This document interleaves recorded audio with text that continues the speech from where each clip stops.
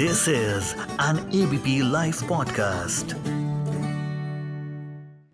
Hello, everyone, and welcome to our ABP Live podcast, Ladies First. It is a podcast where we talk to the leading ladies of the 21st century, the girl bosses who are there and who are making all their efforts to establish themselves as the queens of this century. And today, one such queen whom we have with us is known as the dancing storyteller and the Renaissance artist of Bharatnatyam. She is the one and the only, a true pioneer of the art form, Ms Savitha Sastry. Hello, ma'am. How are you? Doing well, Niharika. It's great to be on this show with you. It is all my pleasure, and I am so glad that we could make this happen. I wish that we could have done it face to face, but since you're in Bangalore, I am happy to do it this way as well, as long as we can have you on our show. Likewise, I think we can narrow both the distance and the thought forms through this. Yes, absolutely. So how are you doing, ma'am? How have things been going? It's going pretty well. We are excited to be working on a new project that should be coming out soon, a dance film. Right.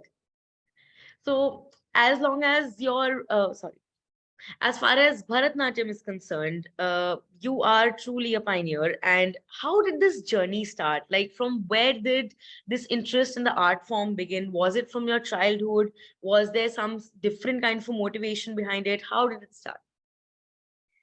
Growing up, it was easy as it is today, I think, to be really influenced by television. Right. It's something that I think we all do and we're all guilty of, is placing our children in front of the television and having the television babysit. So this, in the times that I was growing up, television, the options of shows and choices on television was very minimal. And it was really the Sunday movies that bring the whole family together. And the leading actors of those days, Amitabh Bachchan or Dharmendra or Rajesh Khanna, what have you, these stars had leading ladies, of which Hema Malini was my most influential person. I was fascinated by her, not only because she was a really good actor, but also because she was a classical Bharatanatyam artist. And there were others like Vajantimala Bali and from the South, Padmini Ji and so on. But Hema Malini had a very unique place in my heart, and I wanted to be her. And I would need a Dharmendra then. So what I would do as a child is bribe the little daughter of my domestic help. This girl was Jija, and I would give her 10 paisa to play Dharmendra. Recreate these Bollywood numbers wearing little towels on us in the living room. So this is how it started. And, eventually it had to get formalized in some manner. And I think Bollywood draws its inspiration from classical art, and therefore classical dance and Bharatanatyam specifically was what I started pursuing once it was formalized. Right. So after sort of pursuing, because, I'll also share my input here. I am also a Bharatanatyam dancer. I have learned Bharatanatyam officially, but I couldn't complete my Arangetram because it was my 12th standard and I sort of had to give it up for a while, and then things didn't sort of go in that way. So, but you pursued it even ahead, made it a career out of it. How did that happen? Because I know that we live in a society where our parents want us to become engineers and doctors and, all sorts of conventional professions, if I may say. So how did you sort of choose your career path and got into this art form? So this part of the story that I didn't finish in my first introduction to what I was interested in, how I got interested in dance, was that my parents never wanted me to pursue dance. So being a girl child, I think for them, financial independence was very important, as it is today. And therefore the emphasis was always get your degree, get your education. And then for a hobby, it's much easier to have music, because Right. wherever you are, you can just break into a little song, and you need something to distract the mind and keep yourself engaged. And so my list of priorities as I was growing up was studies first, music second. And then because I was such a ziddy person and I said, no, I want to learn dance, then dance started becoming, third in the priority list. So Right.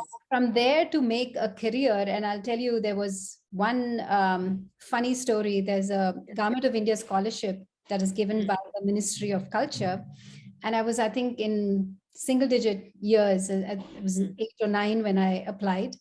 And Okay. one of the panelists asked me if I would take it up as a career. And in those days, honestly, I didn't know what career was. And so I Exactly. the closest word that I knew, and I thought carrier. And I said, oh, tiffin carrier. So it's like, "Oh, kaise tiffin carrier mein dal ke?" I didn't understand how I would do that. But I Right. thought, ha, bilkul, I'll do it. So what I promised my, the lady who was the judge in that competition, and she awarded me the scholarship to be able to learn dance for, I think, till I was 18 or 19. I got the scholarship, 18. Wow.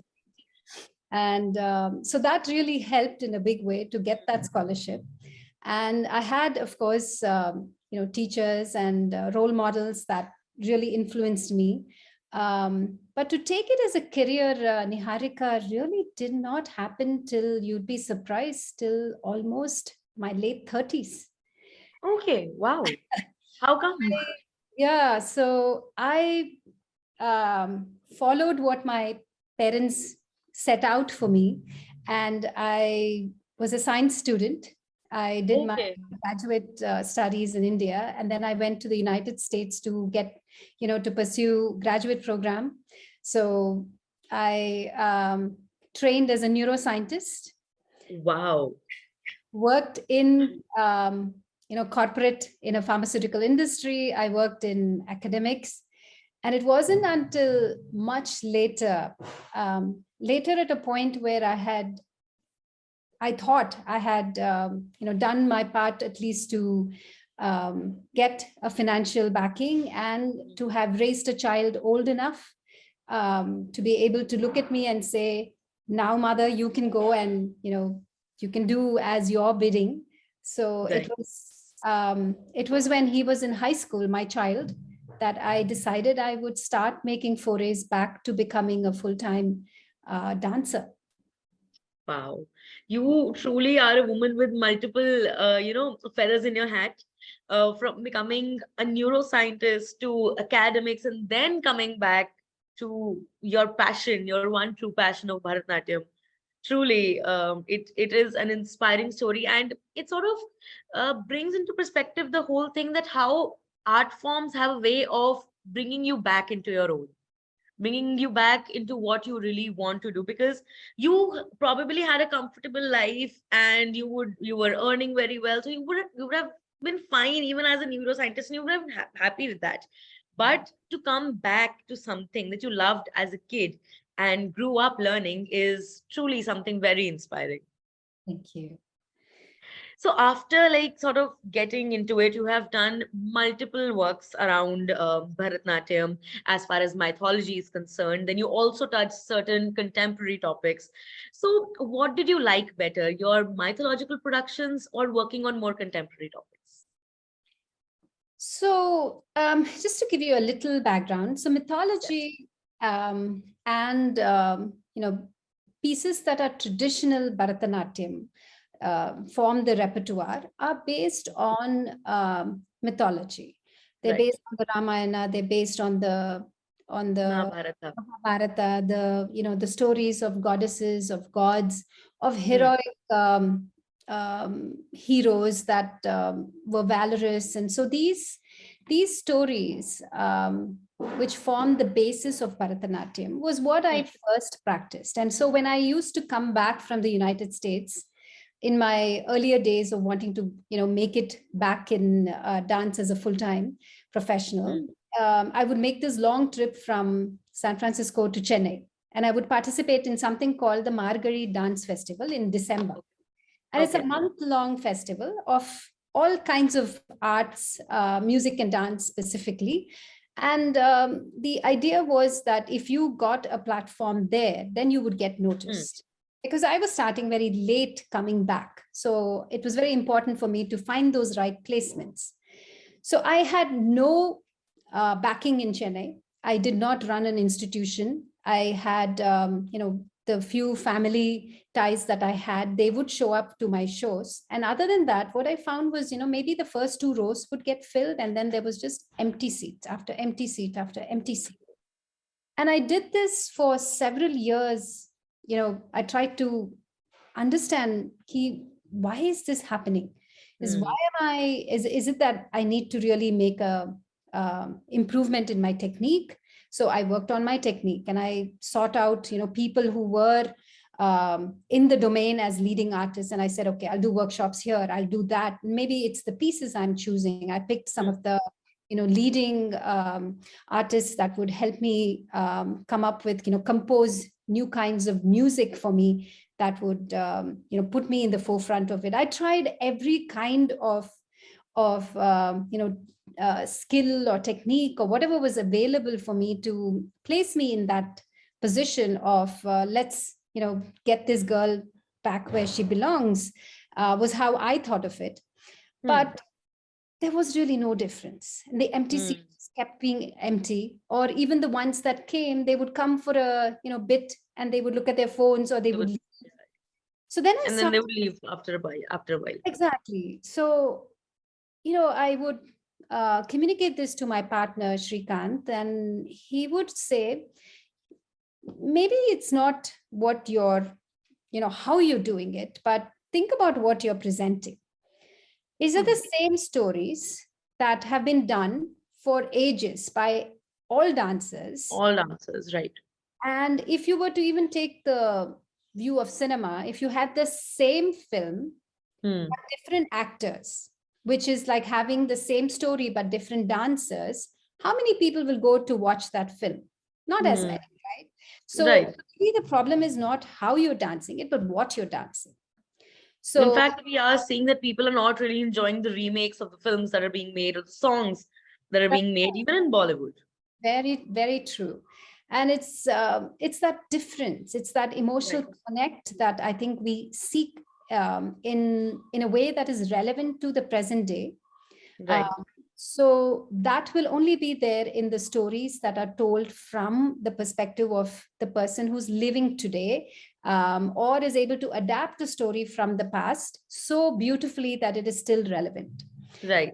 So, I sort of put this as a question to him, because my partner Shrikant is a writer. I said, okay, you write me a story that you think I could take and create into a dance production. And so 10 years, 11 years ago, started my whole journey, where I started only doing stories that he would write specifically for the making of a dance theater or a dance film production. Now I'm more into dance films, and that's where the change happened. Very, I would say, nicely expressed, because a lot of people think that Bharatnatyam and other dance forms, also classical dance forms, again, they talk about mythology, they talk about stories from the past, they talk about ancient stories, and to come to an understanding that people might not want to see that because they already know that, is a big thing, because as you said, it is a very in-depth understanding of the whole thing. So after changing to more recent topics, more relevant topics, things sort of putting dance forms into a more contemporary setting, did that response from people change?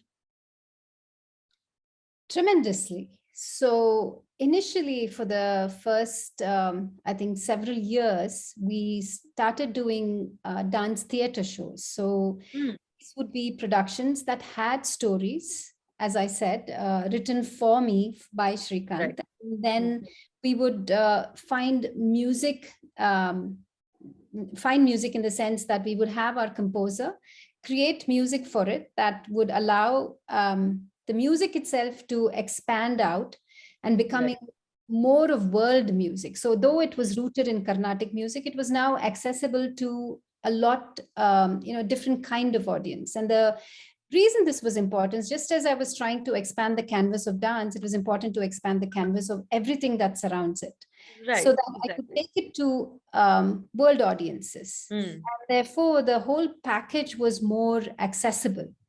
So different age groups, different nationalities, regardless of gender, I was able to create something that was able to get that sort of connect. And my mission has always been that, such a beautiful art form, Bharatanatyam, why can you not use it as something that can create an edge of the seat experience, that you Absolutely. can make it exciting, palpably, visually, such a stimulating experience that people engage with it, and that the dance, along with the music and the storytelling, can just take people to a different place. Right. And one such production of yours, The Descent, that became such a huge success in so many different festivals, the Calcutta International Cult Film Festival, and earned so many accolades. That is a perfect example of how you did take, your art form to so many people across the world. So, how was that, and how did that happen? Can you share a little about that? So Descent is my first dance film. Hmm. And so what happened when we were in our stage years is we would do workshops. Right. We were, in our opinion, giving a new direction to the genre of Hmm. Bharatanatyam. And Hmm. so often we'd be called upon to speak about how do you get these stories? How do you, what can become the content of this new presentation? And Right. so Shrikant would often speak about it. And there was one young audience member who stood up and said, it's beautiful that you make these productions that are an hour long, but between exams and special classes and everything else, is it not possible to tell a story in 5 minutes? Wow. So, so you can we imagine. are we are truly living in the era of short form content. Yes. So then Shrikant in 2018, this was pre-pandemic, Hmm. decided that we'll move into the area of dance film. And Hmm. then I think a few years later we started creating our first short film, and Okay. Descent, I think, was 8 minutes long. We didn't quite stick to our 5 minute request. It was our first short film. Hmm. If you remember an actor by the name Rajesh Khanna, Yes, he absolutely. superstar Right. to an extent that if he came in a car and got out of it, women would be fawning over the car, very much like that, Beatlemania that you hear of. Probably the first superstar ever, blockbuster star. Absolutely. I mean, he was something else. And it's Right. a very interesting autobiography narrative in which he speaks about how his position as a superstar suddenly started going away when, things changed in the Hindi film industry. And Hmm. of course, with the advent of the other superstar, Amitabh Bachchan. Hmm. So this film, Descent, is about a superstar in the world of dance. And it speaks of, it's a vignette of looking at her life at the moment where she starts losing her superstardom and what Okay. goes on in her mind and the spiral Hmm. that she takes, expressed without any words, purely through movement of dance, as well as, of course, um, uh, episodes of you see the actors themselves in it, Right. um, but they're more vignettes. So what started off like this in pre-pandemic has now grown into what we do with short films with full dialogues. We have actors who don't just mime out their parts, but then there is language and words in different languages and regional dialects. So it's evolved into its own thing. Of course, all of them have the soul, or the character in the center has dance in her soul. That's so beautiful and such a unique thing to talk about, because most of our films that we watch, they end at the moment when the main character is at the peak, probably in their love life or maybe in their professional life. But what comes after is something that none of us really, gets to see on the screen. But for someone to actually think of it and put it across to the audience is truly genius, seriously. Thank you. Yeah, the stories definitely have that hook about them. I think every story that Shrikant has written for me has a very unique perspective. While Right. one speaks of superstardom and what effect it has on the psyche when it Hmm. not one anymore. Right. As the Colors trilogy, which speaks of how the forefathers of our country had different values for each color of the national flag. Hmm. Like green is prosperity, white is purity, saffron is strength. And so we looked at these qualities that the forefathers had in their mind, and we thought about, are these qualities something that were also attributed to women? Hmm. And would women be able to say that they're on an equal footing with men when it comes to, say, prosperity? And we're not looking at prosperity in terms of bank balance. Finances, but We're in looking at it exactly.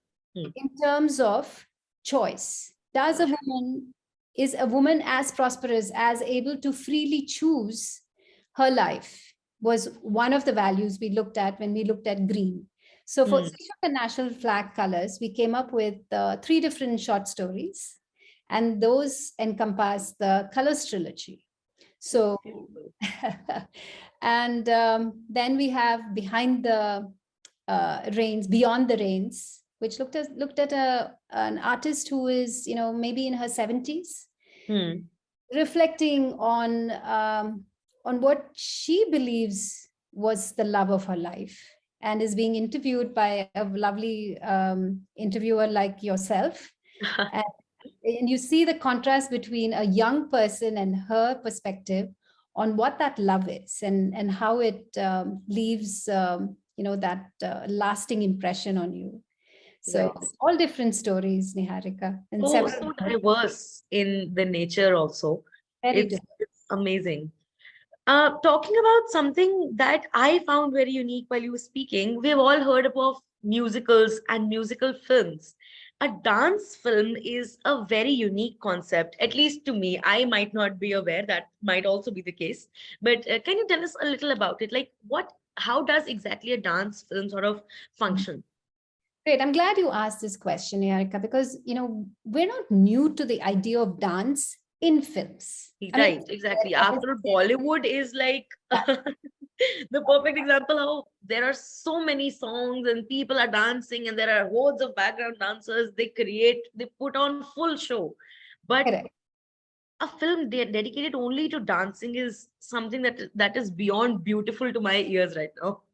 Right. So the difference I feel between, say, a Bollywood number Hmm. and having dance incorporated into a film, and classical dance is what I'm talking about specifically in one Right. of our films, is that the dance itself moves the story forward.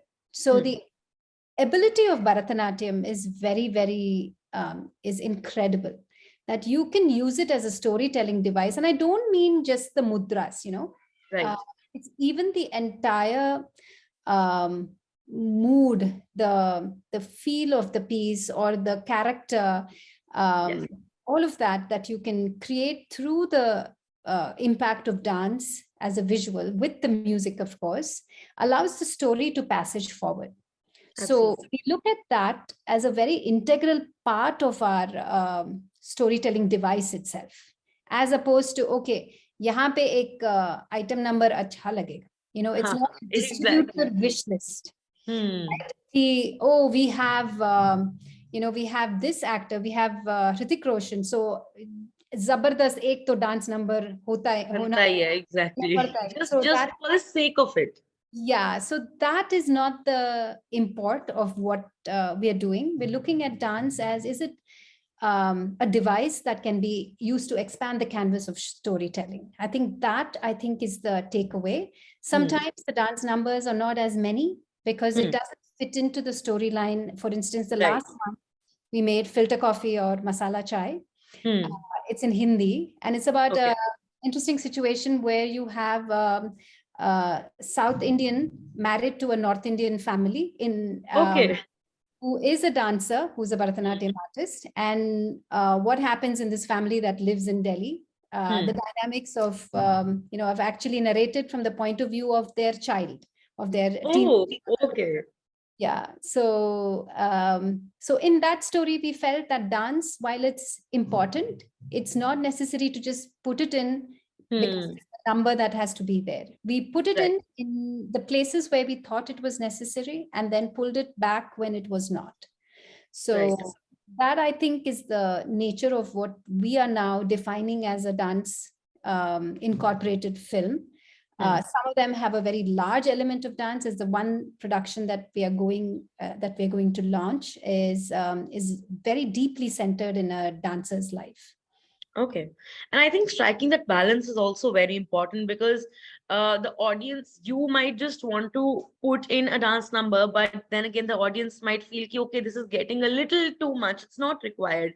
So as you said, that striking that balance, that where a dance number or a dance performance is required in a film and where it's not, is truly, again, an art of understanding what the audience wants and how you want to portray the story that you are putting forward. Absolutely, Niharika. I think that is vital. And because it's a short film, it moves quickly. And you are on OTT, so you have to be looking at an audience just moving you this quickly. Exactly. So that is very important, to have that right balance of all ingredients. It's very, very important because, again, as you said, within a swipe of a finger, you can just be pushed ahead and another form of content could be in the front of the screen. So these productions are also going online, or they are just for put forward on theatrical basis? No, these are dance films. So they've been online for several years now on OTT, and now they're available on my YouTube channel. Okay, wow. For free viewing. Again, something that the two of us, we really believe that when you're doing work that could influence a lot of young people, we wish to give it out for free, and we want to leave something that hopefully they could use to inspire them and propel them to even greater heights and greater successes. So hence everything that we've done, we've always put it back up on YouTube or some sort of publicly available forum. That is amazing. And that also gives inspiration to so many people out there who want to, again, who are in that same dilemma, whether they want to pursue what their passion is or whether they want to go ahead with the so-called conventional form of career. So you also said that your husband is a writer and you both automatically become artists. You're a dancer, a Bharatnatyam classical dancer, and he's a writer. So if I may ask, was there some sort of an art form that brought you together, or was it just mere coincidence? No, I mean, he is the writer and director of, right now, he's also the director of that dance films, but I think his understanding of Bharatanatyam or dance forms is limited to the to what any lay audiences would have, and I use that to be something that allows him to gauge it as a lay audience. So the art form itself, I don't think brought us together, but probably we, obviously, I think somewhere the wavelengths of being creative people and being in creative pursuit certainly must have had its share in connecting us. Right.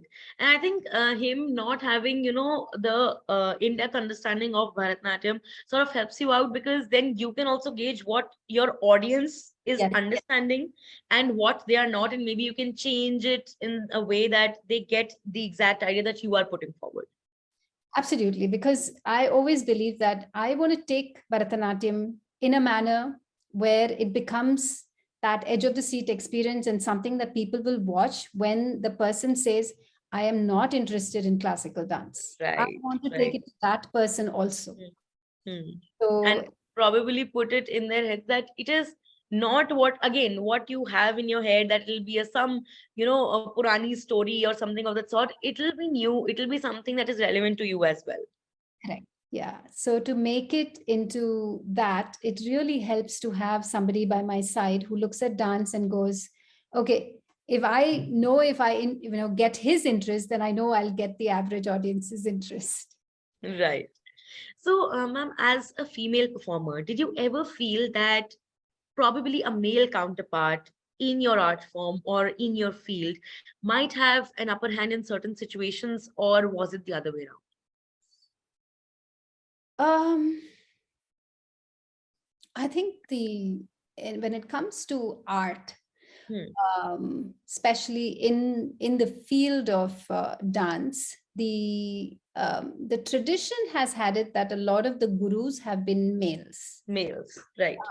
in the traditional sense. But I Hmm. think since the domain has shifted to commercializing even the teaching part of it, there was, of course, a Guru Shishya Parampara where you would not need to worry about the monetary aspects, but now the commercialization, the business side of it is as important. And I think in this system, I think both women and men are I think on an equal footing.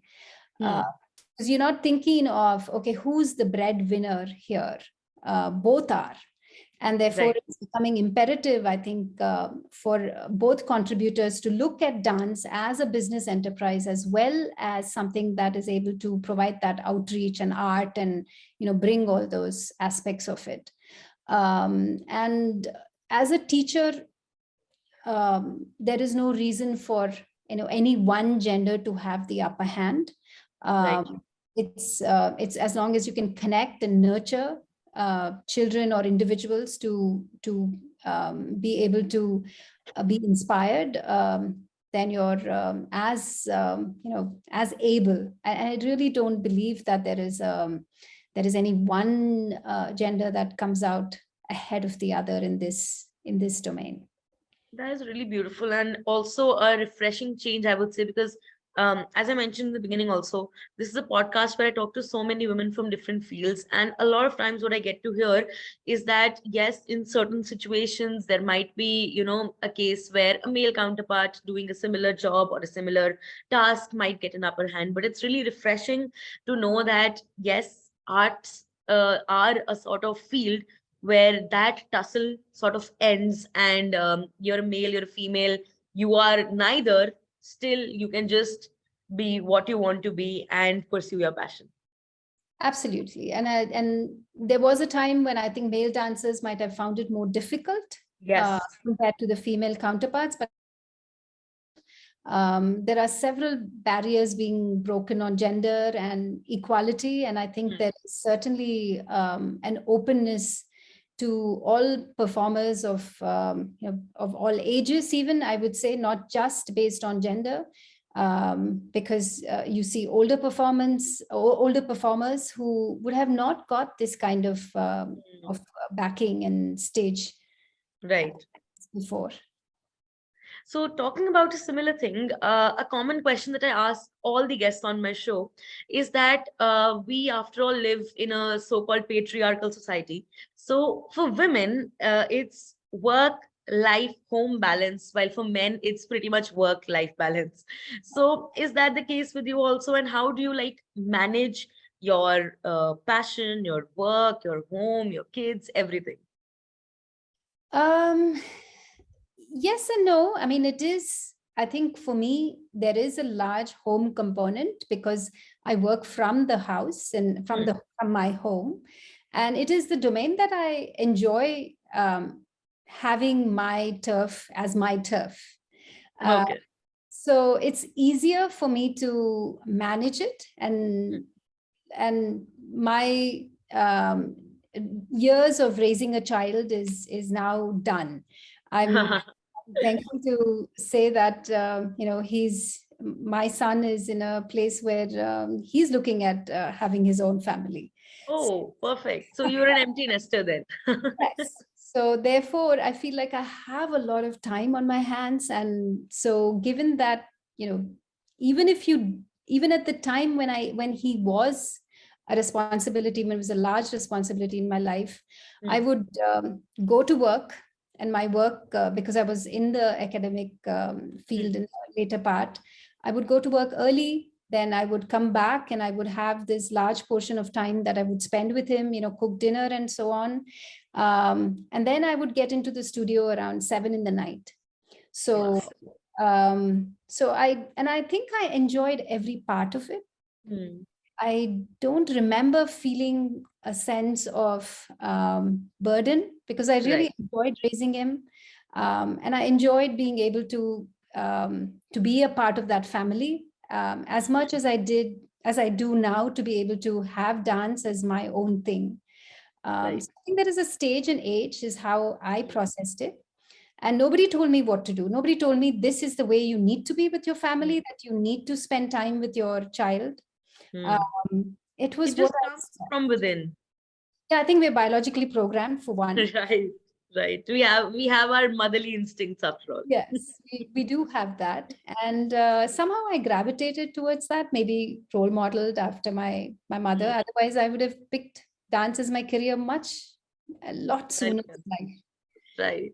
So Absolutely. everything waited, and I was lucky that I was able to, despite waiting for so long, I was able to go back to a passion. I think that was something that might not have been an opportunity for everyone to take after at that age. Right. So, ma'am, any tips or any piece of advice or pearls of wisdom for young dancers who want to pursue it as a career or want to make it big in the art form? I often, when there is a young dancer, and it excites me tremendously to interact with them and see the enthusiasm they have. And sometimes they'll ask me questions like, is it okay if, if I don't have the stamina, should I still perform? Or, I'm a little afraid of doing anything other than what I've been taught by my teacher. And my response is always this to the young dancer, sometimes you have to listen to that voice inside of you, even if it doesn't allow full expression at the stage that you're at. Listen to that voice. If you feel that your voice is telling you that your stamina is an area that is of concern and you're still going on stage, it doesn't matter that you're going on stage with a little less stamina today, but process it as, okay, then that is something I need to work on. Maybe your technique needs a little bit of help, and you know it because everybody has their gut, their voice saying. Maybe that the content that you're presenting is not satisfying, is not getting the audience response that you want. Maybe you think I could be much ahead and I just don't know how to get there. So maybe you have to seek the help of somebody.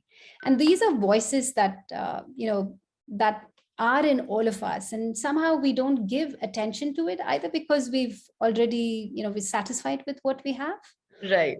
Or we just haven't given enough thought to it. So it's like, you can listen to those voices in small measures so that one day you really sit down and, your career will be at that point where perhaps that very voice is what is going to take you to that next step. Right. Thank you so much for those beautiful words, ma'am, because I think those little voices, many a times, they also push you to do what is meant for you. That small voice could be something like, maybe if I am in a separate career, but that small voice is my passion, knocking my door that, okay, let's do this. Let's put all our efforts there. So that small voice can really take you a long way, for sure. Yes, absolutely. I mean, that's what got me back here. Thank you so much for joining me today on Ladies First. It was such a beautiful experience talking to you, Savitha ma'am. It really I mean, as a young dancer who couldn't actually take it forward, it's truly, it's an inspiration to see you here and do what you really liked. And maybe someday even I could do. Absolutely, Niharika. Keep, in those small ways, as I read somewhere, it is not about dance is for everybody. And I really believe that dance is for anybody. So Right. Right. it's how you want to embrace that dancer in you and in what measure it gives you satisfaction, I think. Right. Thank you so much for joining me today. It was truly, truly an amazing conversation. Thank you. Likewise. Keep listening to Ladies First on ABP Live Podcasts.